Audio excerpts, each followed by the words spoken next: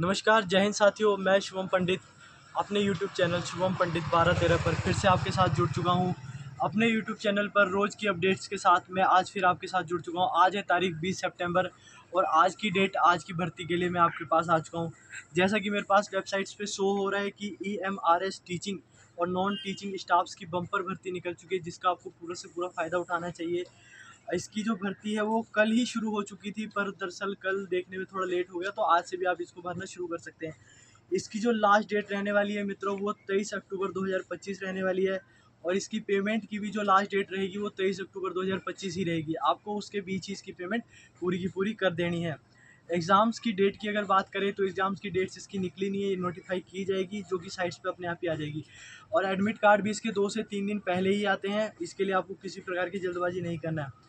तो अगर हम पोस्टों की बात करें, किस किस प्रकार की पोस्टें यहाँ पर निकली हुई हैं, तो बहुत सारी पोस्टें इसमें निकल चुकी हैं। जैसे कि प्रिंसिपल की पोस्ट निकली है, TGT PGT की पोस्ट निकली है, नॉन टीचिंग पोस्ट निकली है।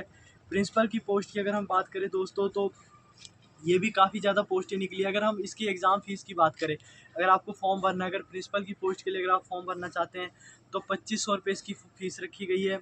और अगर जनरल कैटेगरी के, तो आप 2500 रुपये फ़ीस इसकी देंगे। और अगर SC ST कैटेगरी के हैं, तो आपको इसके लिए 500 रुपये फ़ीस देने की आवश्यकता है बस। और अगर TGT और PGT पोस्ट के लिए अगर आपको फॉर्म भरने हैं, तो जनरल, OBC और EWS वालों को मात्र 2000 रुपये की फ़ीस रखी गई है और SC ST वालों को सिर्फ 500 रुपये की फ़ीस यहाँ पर रखी गई है।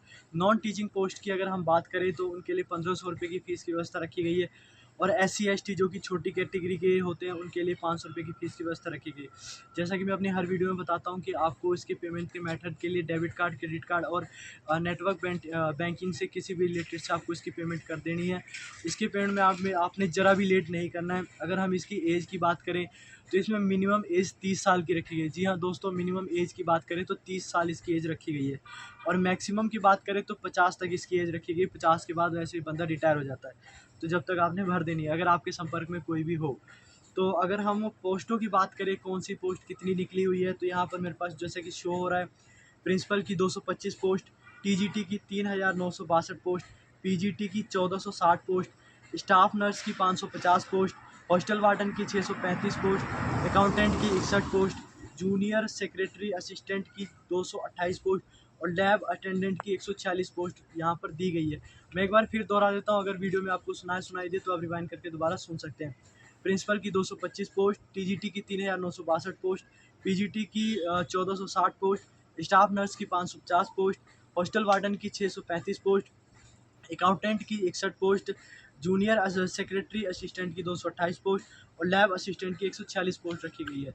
इसकी पूरी जानकारी हम अपनी वीडियो के डिस्क्रिप्शन में डालते हैं, आप वहां से भी पूरी तरह से पढ़ सकते हैं और आपको इसको अपने जो भी जानकार हो उन्हें इनसे भरवा लेना है। प्रिंसिपल की अगर एलिजिबिलिटी की बात करें, तो इसमें कैंडिडेट के लिए बैचलर डिग्री होनी ज़रूरी है, B.Ed होनी ज़रूरी है और साथ ही 12 साल का एक्सपीरियंस भी होना बहुत ज़रूरी है।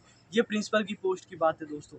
यदि हम TGT के पोस्ट की बात करें, तो बैचलर डिग्री होनी चाहिए आपके पास 50% मार्क्स के साथ, B.Ed की क्वालिफिकेशन होनी चाहिए और कम से कम 3 या 4 साल का एक्सपीरियंस आपके पास होना चाहिए।